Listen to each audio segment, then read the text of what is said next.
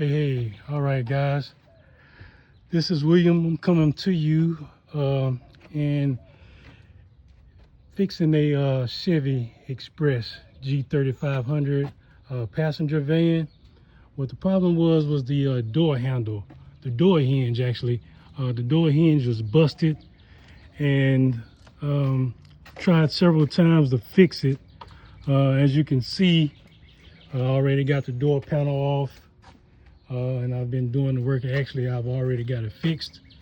So as you can see, the hinges here, they have no screws in it, so they're all welded. Only thing you have here is the pins, and you can remove the pins and take the door off. But like I say, that was a bit pricey. We wanted to get a whole new door. They quoted me around $2,000 for the actual door, to replace the door and paint it and all that good work. Like I say, I already got the panel off. So what the problem was actually these hinges. The hinges are welded. There's no screws in the hinges. The only screws is here. That's in the door latch, or the door, the thing that keeps the door actually closed. And these right here, the hinges was actually busted. They was welded. Both of them welded. All of them were welded. And I actually went to a welding shop and had a guy weld them back on. And it lasted for, I don't know, maybe a month or two. But we use this van for transporting our clients at Taylor Love and Care Disability Services. And they get kind of, rough with the door. So like I say, the patch didn't last too long. So I figured, it's like, okay, do I get it re-welded again? And only to have it to bust open again, or let's try something different. So I was thinking, what could I do? And I came up with this idea. I was gonna run some screws in it. I got me some machine screws right there. I got me 3 machine screws with washers on the outside, lock washers on the inside, and I got this bracket right here, which actually looks like this. Came from Home Depot. This bracket right here, and this is the extra. I got 3, but I only need 2. This one is a thin one that's kind of bendable. So the one that's on the outside had to be bent slightly, to kind of fit around this hinge right here. So I had to kind of bend it to kind of conform it to the shape of the hinge. And then on the inside, you really can't see it, but I got another one of these, but it's a little bit thicker. I would say this is 1/4, and the other one may be 3/8, or whatever that is that comes.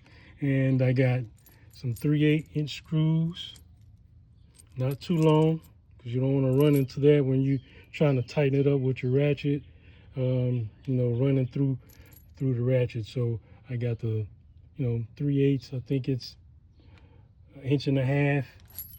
I got the lock washer for the inside, and a regular washer for the outside. And like I said, I got 3 of these. So say just kind of bend it, and I put the other one, the bigger one, on the inside to kind of hold that, to give it the stability on the inside. And then I put the smaller one, the one I could actually bend, and I put it on the outside. I took my drill. I got the heavy duty. I got the heavy duty metal drill bit, so that would go through this actual hinge right here. Is pretty thick. So I got the heavy duty metal drill bit, and what I did was I kind of formed this thing around the hinge. I made sure, everything was fitting good. And then I took the other one and I kind of like taped it together, to hold it together. And I marked my little spots off where I wanted to run the screws. And then, I taped them together and I ran the screws. I drilled them. I drilled the 3 holes in both sides, in the front one and in the back one. I drilled the 3 holes, and then, like I say, put the other one, the heavier duty one, the heavy duty bracket, I put it in the back, and the light one, I conformed to the bracket, put it in the front. I ran my screws through there and tightened it up. You know what I'm saying? It's a bit of a fit. You know, you can see I kind of got with the body a little bit, but it's a bit of a fit. I had to use a swivel ratchet. I used a swivel ratchet to kind of get in here and there, and you know, and I also had to kind of pull in to get my arm up in here, you know, to get up in here and hit these bolts and tighten them down real good. And hey, that seems to work. Everything is nice and tight. The door is not, because it was doing a little wobble type thing. The door's not wobbling, it's not shaking. And yeah, I think I did a job.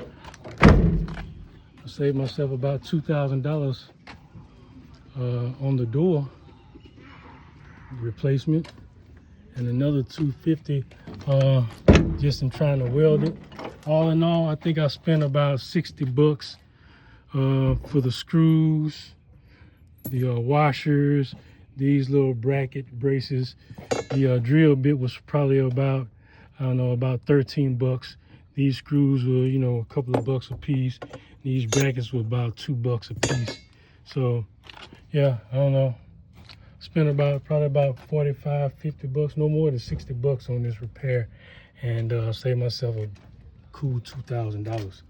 So if anybody have any questions, want to know, you know, any more information on how I did it, just hit me up. I got you. Save yourself $2,000. Peace.